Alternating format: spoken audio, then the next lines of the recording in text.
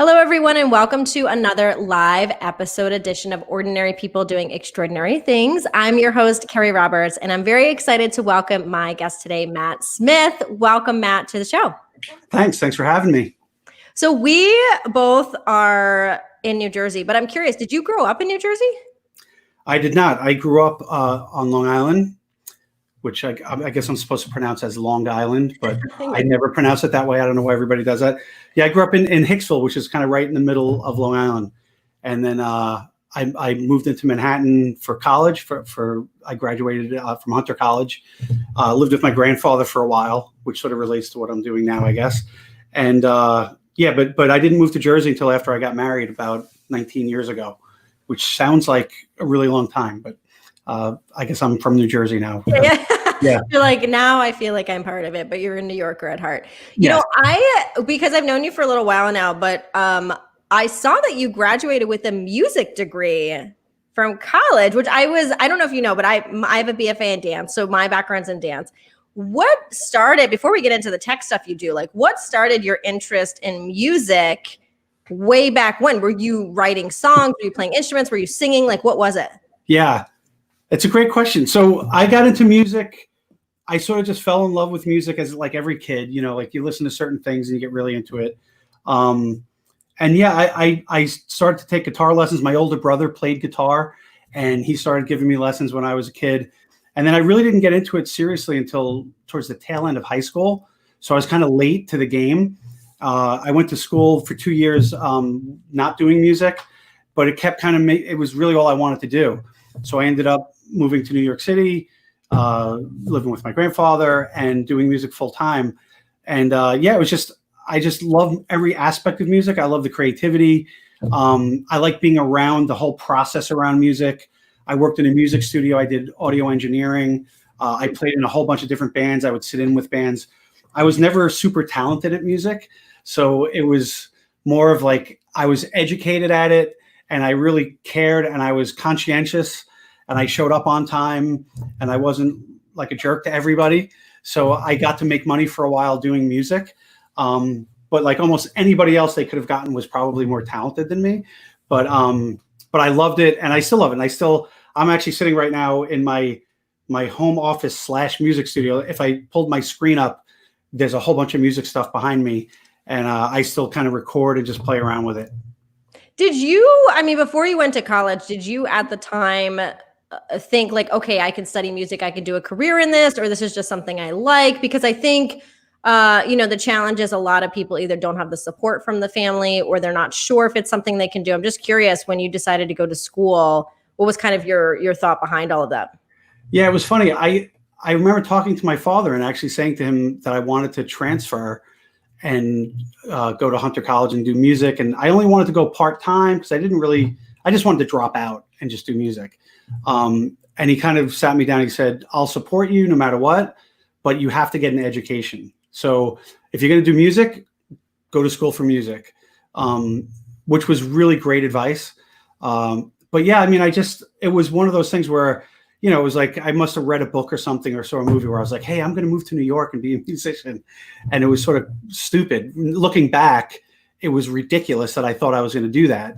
But I did have a lot of support from my family and they all sort of encouraged me. I mean, no one in my family does music. It's like my family's the opposite of people who would do music. So it was really cool. They all really supported me. They would come to my shows. But yeah, it was if it wasn't for my father endorsing it, I probably would have done it for about 6 months and been smart enough to say this is stupid. But because I went to school for it, I was able to actually make money doing it. But yeah, without the support system, I actually admire people who can have enough bravery to go and do something like that without a support system. And I met a lot of people like that who had just moved to New York from somewhere in Georgia or out in the Midwest. And suddenly they're in New York with no money trying to be a musician. And for me, it was a train ride away. So it wasn't that much of a risk, you know, and I always had something to fall back on. But yeah, I would definitely say if anybody's going to do anything like that, make sure you have a support system around you. And especially if your family can help you out, because it gives you that confidence to kind of move forward. Yeah, I agree. I mean, like I said, as a dance major, my parents were like, we support you to do whatever you want. They've always been like, do what makes you happy, but also pay the bills. They were like, you should probably do like a minor just in case. And I chose creative writing. Right, So they were like, all right, whatever. She's going to do arts. But, it kind of translated to other things as well. So you said you lived with your grandfather while you were attending college. What was that like for you? Was it just the two of you? Was your grandmother there at the time, or just what was that like? No, it was great. It was the best. So I wasn't super close with my grandfather growing up. My grandfather was on my father's side, but my grandmother on my mother's side lived with me growing up. So I always had a grandparent in the house with me.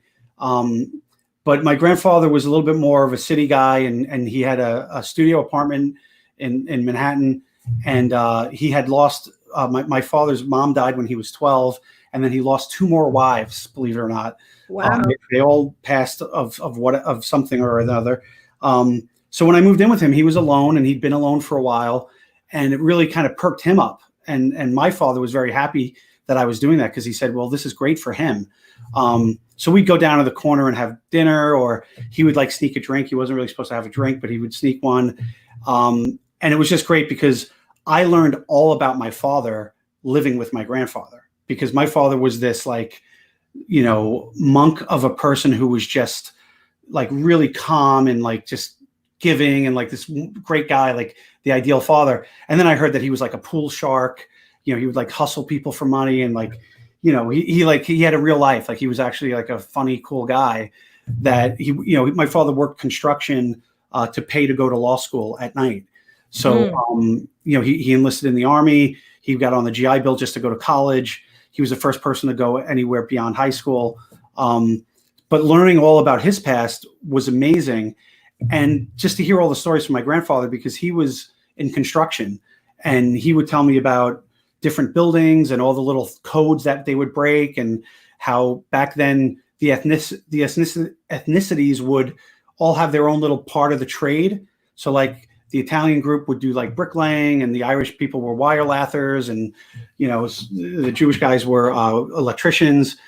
And he would tell me all about that in a way that was like almost like idealistic. Like he didn't have any he coming from his time period, there's a lot of people who just sort of like have this inbred prejudice with them. And he didn't have that.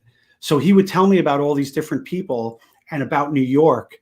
And it gave me this whole sort of window into the past that really kind of just changed me completely, because I started to look at people differently. I started to think about how, this whole world got built and this amazing city got built through his stories. And then I started to look at my father differently, and it really did kind of shape how I looked at history. And I kind of got more into history and learning more about not only my family, but, the whole ecosystem around them. So that's a really long answer, but it definitely changed me a lot being around him a lot. Well, and it's interesting that you got into history, because you've been in the technology space for a really long time. And I'm curious how you kind of made that transition. So you're living with your grandfather, you're learning about history, about your family, you're doing music. What makes you say, I think I'm going to do something different? I think I want to go into the tech space. Yeah. So it's really what happened was, so people in the music industry, especially in New York at that time, it was a weird time because New York wasn't a hot spot for like new music, and I kind of just ran into some bad people, like people that just turned me off. They weren't genuine. They weren't nice people. They were just it just wasn't a positive environment. And coming from where I came from and having this sort of ecosystem around me, I just didn't like it. So I kind of was like, well, what else should I do? I had gotten a degree. I was able to be, I had a teaching degree, so I was able to teach music. But I was teaching high school orchestra, believe it or not, and I was just terrible at it. And I'm not being humble. I was an awful music teacher. So it was like funny, like the kids loved me because I was like 26 years old or whatever, but I was terrible. So it was right around that time that the internet was sort of starting to boom, and so I was always sort of technical, like, I built my band's website and things like that. Mm-hmm. But I had an affinity to technology. And my father actually said, there's this training program at Merrill Lynch where he worked for 27 years. He said, I could talk to the guy. Maybe we can get you in if you pass whatever interview process they have. Would you be interested? And at that time, I was like, all right, I'm a terrible music teacher. I'm never going to make any money at it, for sure. Maybe I should give this a shot. And, this is a company that my father worked at for 27 years. So I was kind of like proud to be able to go work there. So he got me that he opened the door for me. I did pretty well at it. And I was really lucky. It was the timing was that, not to get technical, but like Java was like a new language, so we were going from procedural mainframe, old school technology. We were just hitting this web-based stuff happening, which kind of shows how old I am. But it was something that I quickly attached to, and no one else knew how to do it. So people with 20 years experience didn't have any more experience than I did. So suddenly I was like right in the thick of all this really cool stuff going on. I was working at Merrill Lynch, which was obviously a financial company, investing a lot in technology. So I got tons of training and tons of autonomy to do all sorts of cool things. And actually, the one of the guys who interviewed me was the CIO, which, because my father hooked me up with that level, which was ridiculous. But he pointed out to me that companies used to hire musicians back in the day to do punch cards, because musicians just have an affinity for like spatial math and pattern recognition. And most of technology under the covers is just pattern recognition. So if you think about it as a musician looking at a score or looking at songs or however you think about music, and I mean, you're from dance, it's the same thing, right? There's all patterns that you're piecing together and being creative with. Code is pretty much the same thing, except there's sort of a math part of it and it's not as much fun, but it's pattern recognition. So I took off with it. I was a developer, and I kind of fell in love with it. And it was a good time in my life. I was starting to kind of finally mature really late, like super late. But I started to buy books, and I had like piles of books, and I just dove into work. It's all I wanted to do. So I just completely stopped doing music for like 10 years because I got so obsessed with technology. It's interesting. You and I have talked about this before. We're going to get into the voice space in a little bit, but there are a lot of people that have come from the creative space that go into tech. And it's interesting that you're bringing that up with this kind of spatial recognition and things of that nature, and how there's things that correlate. And it's interesting that you said, in some ways you loved music, but you didn't feel you were good at it. But now you kind of took the pieces that you were good at in music and brought it into a new space, which I think is a really big deal. I've done that. I think other people have done that. But a lot of people struggle with kind of transitioning to a new space. So before we kind of move forward for you, I'm just curious, do you have any advice or feedback for somebody that's like, okay, maybe they like one area in a career, but something is just not fitting. And they're trying to figure out, well, how could the skills that I have here work for me in a different place? Do you have any advice of how they could kind of make that transition to another thing? Yeah, I mean, so I've had this conversation so many times, especially lately. I think that recognizing not just patterns of like, I'm talking about code and music, but recognize your own personal patterns and thinking about what is it about your day that you enjoy, and then gravitating to things that will do more of that. So I've just recently talked to people about that. I have a friend who works in financial services still, and he likes the human interaction part of it, and he likes the meetings, and he likes kind of coming up with solutions and all that, but he's not doing any of that. So it's kind of like, well, you need to gravitate, whether it's technology or get out of financial services. So my advice to people is just try to really take a step back. It's hardly ever the meat and potatoes of what you're doing makes you good at it. Like if you're an accountant, anybody could I shouldn't say anybody to insult accountants, but you can learn how to be an accountant, you can learn how to be a musician, you can learn how to be a coder, but the creative aspect of it and the parts that you like about it, those are unique to an individual. And I think that's what people need to step away from, is like, I'm not a bookkeeper, I'm someone who helps them with their finances, right? And that's really what you're doing. And I think too often people attach to the nuts and bolts of what they do, and they think, well, I'm this, and they don't realize that what they're really doing is somehow solving problems or helping people, and that's what they should focus on. And they could easily take away the nuts and bolts and put new nuts and bolts there and learn those nuts and bolts and they'll be doing the exact same thing and they might enjoy it more. So that's my advice, is try to just recognize what you really like and what you're really good at, and ignore the nuts and bolts of it.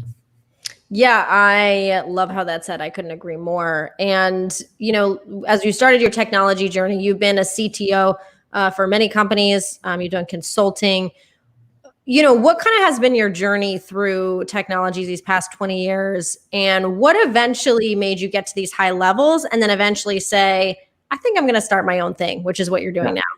Well, it's funny. So I'll answer it in a humorous way. The best way to get to a high level is just start your own company and then just make yourself the CEO. And it's like, hey, I'm the CEO of a company. Yes.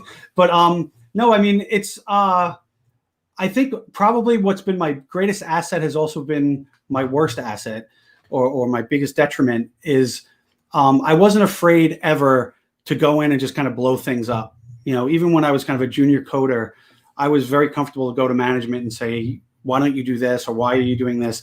And it often rubs people the wrong way. And it did. And sometimes I might have burned bridges because I was so challenging to what was going on. But there are always people out there that recognize that as a positive. And I've been pulled away from situations where people will say, I think I'm getting fired. And they're saying, no, I just got to get you out of that group because you're never going to accomplish anything there. I'm going to get you over here. So, looking at people who can actually recognize the good in what you're doing, that's helped me a lot. But it's also just kind of taking a lot of risks. I mean, people around me, my wife would say, I was always just willing to just quit a job, like in the thick of it. I just say, well, I just don't want to do this anymore. I don't like the direction of this. I'm going to go do something else, whether I even had anything else lined up. And usually, you take a step up when you do stuff like that because people recognize your value, because the grass is always greener type thing. So I don't know if that answers the question, but that's how I've done it. I've just sort of said, you know what, I'm just going to forge ahead. And if people are kind of, I wouldn't say in my way, but if people don't want to embrace newness and make things better, then I don't really want to be there. And that's fine. If they're not doing anything wrong necessarily, but I kind of always have this idea that I want to make things better, and I want to be creative, and I want to take whatever's there and it can always be better. And people do tend to recognize that and help you ascend. Yeah, I think that's why you and I resonate so much, because I couldn't agree more. I'm very much a feeling person. And if I don't feel like this is the right fit anymore, personally and professionally, I have to move on. And I've done the same thing too, where I've left a job or an opportunity because it didn't feel right anymore, or because I didn't care for the people I worked with, or something was going on. And sometimes you have to do that. So I agree, and it's scary. It is. But there's also sometimes where you're like, no, it feels right. Like if I stay, this is not going to be the right thing. Yeah. And I mean, why stay in a situation that you're really not happy with? I mean, yeah, money's important, and especially when you have responsibilities, but the people around you don't care as much about your money as they care about whether you're happy. If you're if you're around the right people, obviously. And I've been really lucky, from what we talked about earlier, from my family early on to where I am now. I know that I have a lot of support, and people want me to be happy and satisfied more than they care about how much money I'm making, which at times is like really helpful, because sometimes I'm not making any money. But sometimes it's like a windfall, because you create something really great. And then, it's almost like, well, those 2 or 3 years of a startup were worth it, because look at this huge payoff I got. So it's a risk reward thing. Yeah, no, I agree. And so now you work in the voice technology space. You have a company. You're wearing a shirt. Let's see your shirt.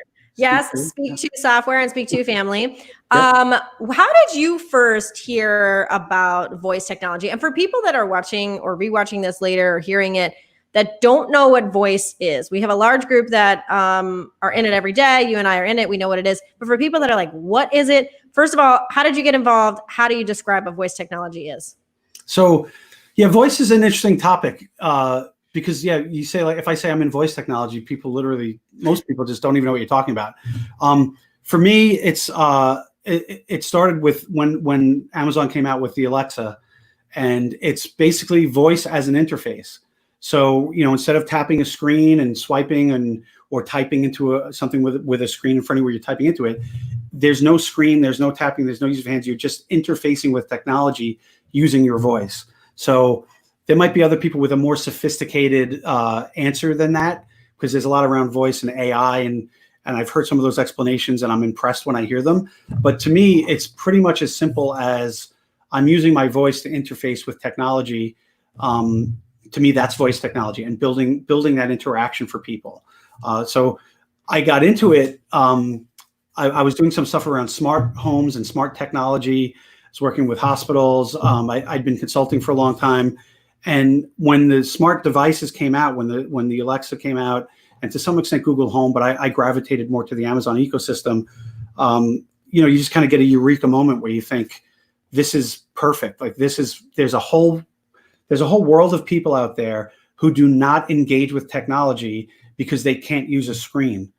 And it could be someone who struggles with dexterity, anything tactile. There are a lot of people who have visual problems of any age, So as these were emerging, and I was doing a lot of things around sensors and, using smart technology to make facilities better and people's interaction with the world around them better, it became really obvious. I was working with a couple of guys who had done some software that, helped out in hospitals and things like that.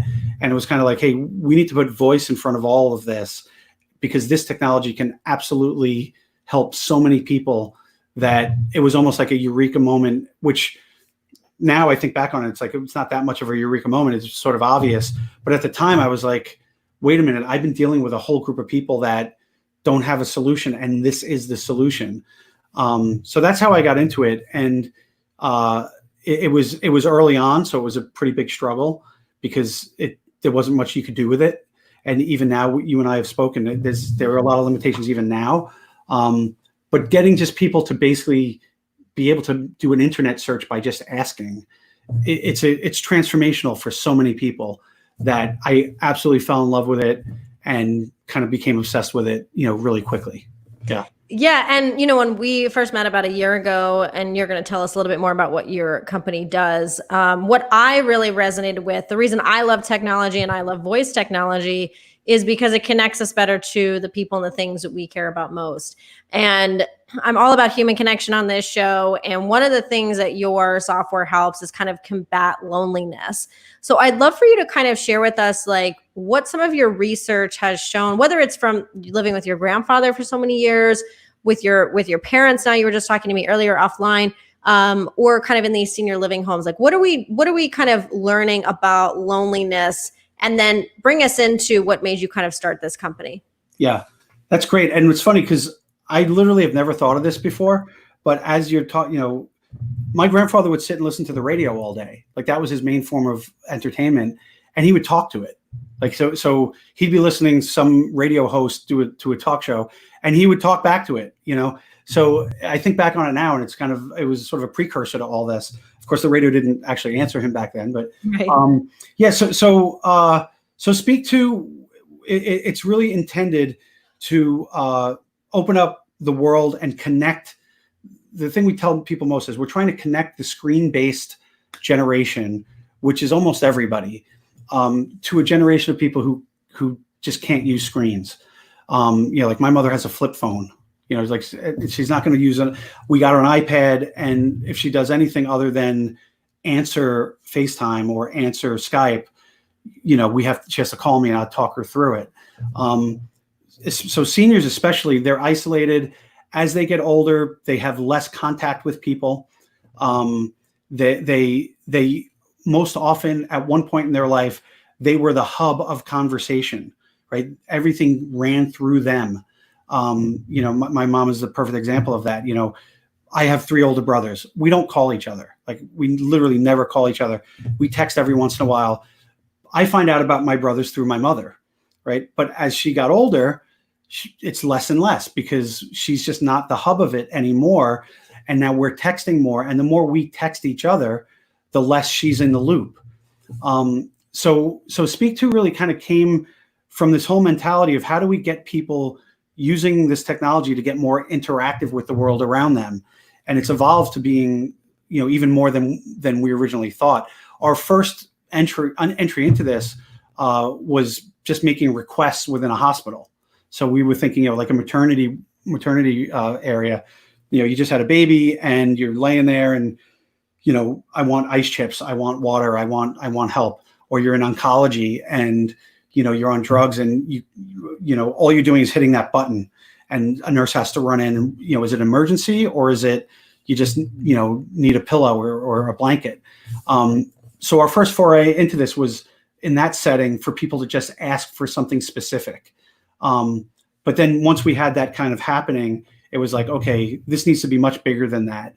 We should have families leaving messages for their elders, the elders able to answer back, someone at home being able to ask for a friend or a family member to take them shopping the next day or take them to church, right? So that's where we are now, is we help in facilities to make requests. I need a nurse, I need housekeeping, I'm coming to the bingo later today, whatever it is, what's on the menu, to someone who's living at home who might say, I need someone to take me somewhere tomorrow, right? Or just let the family know I took a walk today, I had a glass of water, right? Dehydration is a big issue for people who are aging. So for someone to be able to share easily that they had a glass of water is actually important to someone who has an aging parent.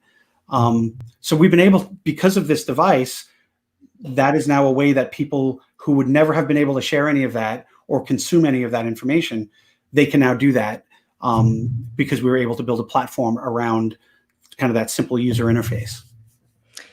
Yeah, my heart was like melting as you were just saying this idea of the parent being the hub of the kids, and as the kids get older, they have their own life, and the parent is kind of on the outskirts, and that's really an upsetting thing. That hasn't just happened to your mom, but many people, and will to many people. And so it's interesting that kind of sparked a little bit of what you've created, which is what I love about it. It really comes from a real story. You're really building this kind of brand around it. You've been doing it for a while. For people that don't know, it's a software, correct me if I'm wrong, a software that goes on top of an Alexa device. Is that correct? Yeah, it's almost like an app on a phone. So, you have an Alexa, you buy an Alexa from Best Buy, wherever you buy it from. Once that's there, you can ask for news and weather and all sorts. It does all sorts of cool stuff, without us. But we've created a platform that runs with an Alexa. So you kind of think about, you add our app to Alexa, but the skill, but you're also downloading our app onto your phone or your iPad or whatever. And we have all these features that really creates the interaction and the capability. And again, the Alexa is really just the user interface. That's just the way to connect. Because, for a few years ago, everyone was giving away iPads, right? It was like, hey, just give everybody an iPad and suddenly all solutions are solved. And, it fell flat, right? Because unless the iPad had the apps, it didn't matter. And for healthcare, especially for wellness programs, measuring, what kind of meal someone had. There's all these apps where it's like you take a picture of your meal and you send it off to your caregiver. And okay, but that assumes that the person can use a smartphone and take a picture of their meal. And if they're in that situation, they probably can't. Like that's the problem, is they can't do stuff like that. So for them to be able to speak, because they can sit in their chair, if they feel dizzy, they can say, I feel dizzy. If they had a meal, they can say that. If they say, I just watched TV for 4 hours, they can just say that and it gets picked up. So yeah, our software is basically a layer on top of Alexa that allows for all that sort of stuff to happen. And you have a lot that are in like aging facilities, nursing homes, things of that nature. What has been the feedback, from not only the businesses, but the people who are using it every day? Do they feel more connected? Are they less lonely? Have you done any research on that at all? Yeah. So we're actually about to put out a little video probably next week for one of the programs that we have. It's transformational. So there are some people that are anti-technology, right? So they're like, I don't want that thing in my room or whatever. Even then, when we put it in and we say, well, what kind of music do you like? And then we play the music. They, oh, that's nice. Or do you have any relatives that live anywhere else? Oh, I have a son in Boston. Alexa, what's the weather in Boston? And then they hear it and they say, oh, that's cool. So it is transformational. It's the type of technology that people think, like there was that Saturday Night Live commercial early on where the person couldn't say Alexa, and it's hilarious. Of course, it was terrible for us because everyone thinks, oh yeah, that's never going to work with seniors. It's the opposite. And once seniors get used to just saying Alexa and asking for things that they want and that they're comfortable with, they ask for music, they ask for the weather, they ask for the news, getting them to then say, Alexa, I need a nurse. Well, they're comfortable now with that technology because they're gaining pleasure from it. They're interacting with it in a way that they may have been sitting sedentary watching TV for most of their time. And now they're interacting with something. And it sounds almost like for us, it's probably like, well, that's not such a big deal. For someone who's 80 years old, who's literally sedentary 7 days a week, that's an enormous change. So the feedback we're getting is just tremendous. It actually has brought up, almost anger in me that we can't break through some of the barriers in senior living, which are, they're more kind of managing real estate than they are actually caring for patients. And, they're overworked because of COVID. Whereas this is when they need it more than anything. So the difficulty is not getting families to want it. It's not getting seniors to want it. They want it. The difficulty is getting the facilities that manage these places. It's getting them to actually say, yeah, we'll actually take this leap and we'll do something new to try to help the people in our walls. We have at Regency Fallbrook out in California, we have over about 120 people signed up from the outer community, they're strangers. They signed up for something that we call Speak to Pals. And there's about 3 or 4 messages left per day for the residents. And there's a little approval process. So someone using our app could leave Bible verses, they sing songs, they'll say a poem, they'll talk about gardening. They'll use our app, they record their voice, and then it goes through an approval process where the activities director filters it to make sure nothing inappropriate or, there's a lot of predatory people in senior living. So they make sure there's nothing like that. Once they approve it, everyone in the facility who has an Alexa can then listen to it. And they're hearing, 3, 4 a day. These are people who literally might not have gotten in touch or heard from anybody for days on end. And now they're hearing from all these different people around their community. So it's a huge impact. And like I just said, we're going to have a video of it to kind of just show the impact that it has, because people will talk about it. There's a certain woman who leaves a message every day, and she's adorable. She leaves these really funny messages, and she's kind of almost talking like a radio host would talk, and they all know her now, and they she's almost part of the community now. So it's fantastic, and it's really, really gratifying, because you're actually making someone smile. Whereas a lot of technology I've done in the past, it was like some executive got a new dashboard or had a more efficient back end system. It's like, who cares? It paid the bills, but it's not. We're actually helping seniors engage more and be happier. So it's been fantastic. Yes, that's why, when we first met and you told me this, I was like, I love this. I think as a startup and as a voice startup, it's a fabulous use case because, first of all, it's very specific and it comes from a good place. A lot of times people do startups and they're trying to reach everyone, and that never works. So I think you've done a good job from that end. But yeah, it's helping humanity. And I am such a big advocate for that. A lot of people say, oh, is tech going to replace us? Is AI going to replace us? And I to me, sometimes like, okay, it might replace like the lower level tasks. So it does require us as humans to get educated and learn more. But I do think it helps us connect to one another better, helps us be more efficient, helps us get those kind of menial tasks out of the way so we can do some of the better things. So I love this. I think this is such a great idea. And, it's interesting because you're saying seniors. And so you're talking about what, like assisted living, kind of like 70 plus, because there's also the term like older active adult. There's like different terms. Yeah, it's confusing because there are, even within senior living, there's independent living, assisted living, CCRC, and then nursing. We really start kind of in the independent living space. So, it could be someone 60 years old who's just happens to be isolated or might have trouble getting around. It could be someone who's living at home. In the senior space, in the community space, it's independent living and assisted living. When people are in a nursing home where they're really, have a lot of disabilities, they're not maybe understanding as well, and they might not even be able to talk as much. It's not as effective there. because they need really almost like constant care. So we haven't seen a lot of effectiveness in that space. But you have someone 65, 70 years old, all the way up to 90. I mean, my father's 91, and he's at home and he uses it. My nieces and nephews leave messages and things like that. So it runs a gamut. And then we are specifically building things for the senior community, but we're also recognizing that there are a lot of people who might be post-surgery or going through some sort of physical issue, even the COVID thing, but someone who maybe is going through an oncology situation where they're going through chemotherapy and they're on their back and they're just not able to do much of anything, but they can speak and they're completely lucid. So it's a good technology for them as well. So we're starting to build out some things around occupational therapy and for people who are just sort of recovering, and we're building some of that into our platform as well.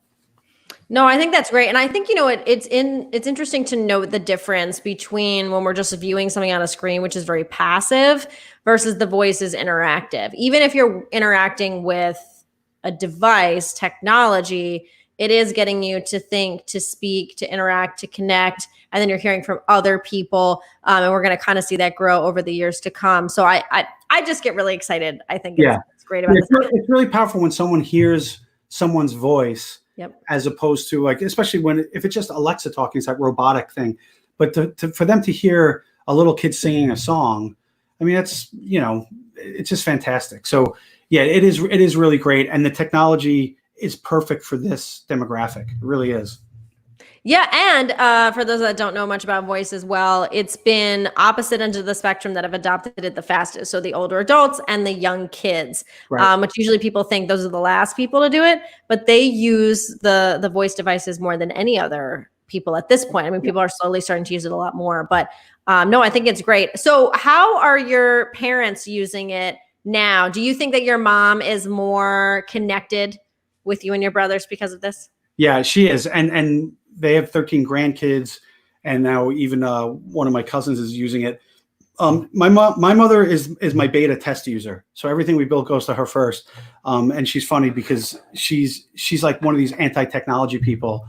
But if she doesn't get a message in a couple of days, she'll call me and she'll say, "Is this broken?" And I'll say, "No," and then I'll kind of text my nephews and say, or nieces and say, "Hey, leave a message for grandma." But she used initially it was mostly just to get messages, but now we're starting to test out some of these new features for the home. Like we have a greeting feature, which is just when it opens up our skill, it'll say, "Would you like to hear your messages or send a greeting?" And then it's almost like a text. So I will get in the app basically a text. So she's now proactively texting me, and what's funny is she's of the mindset of, well, why don't you just pick up the phone and call? Well, because texting is 1,000 times easier, and I don't need to actually talk. It's so much easier. We know it's just easier to send a text. Well, now she's seeing that. Well, it's actually easier just for me to do this because I don't really want to talk to you right now. I just want to remind you that X, Y, and Z. So it's mostly that sort of stuff, but we're slowly introducing to specifically my mother, these other features about, what she might need help with. Luckily, my brothers live near her, so she doesn't need a ride. She doesn't have to ask for a ride. Like that just sort of happens for her. But we are testing it with her anyway. But we're also seeing with some of our beta testers that we have who are people aging at home, they were the ones that drove some of these requirements. Like, well, it'd be really nice if I could let everybody know that I want to go to Costco tomorrow or that I need something.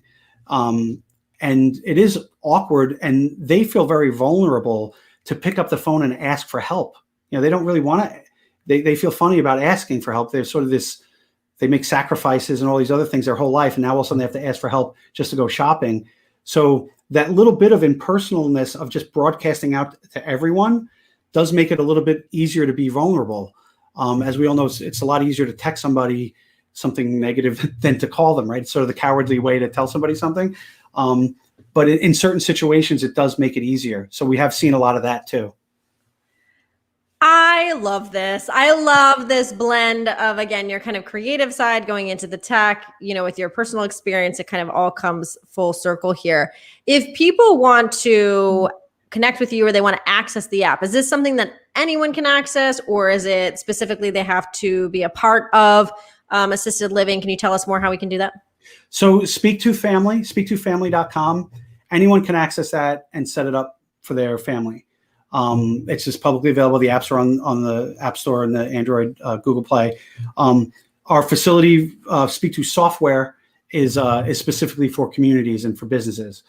So they would have to kind of get in touch with me, and we work out the details of how to deploy it.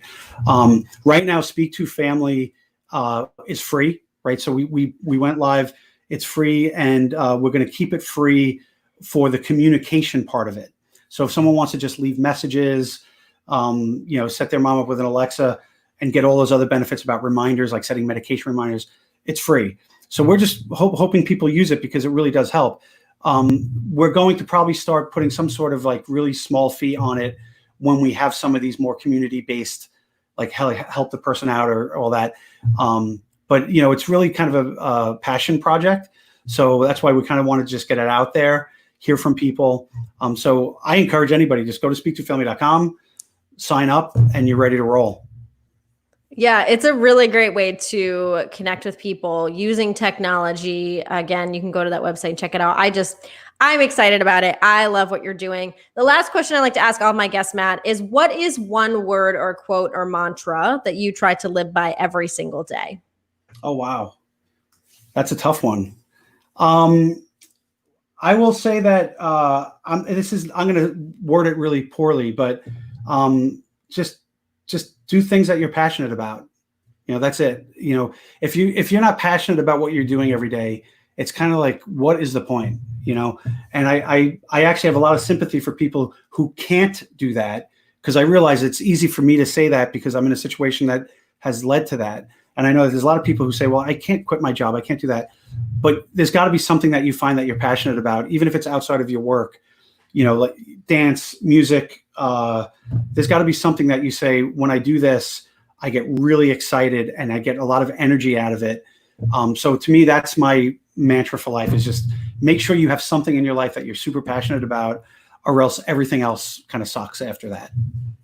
Yes, I could not agree more. I thank you so much, Matt, for coming on the show, but also for the work you're doing, not just in a way for your personal family, but for the older adult and senior community, the voice technology community. Thank you so much for being here. Thanks for having me.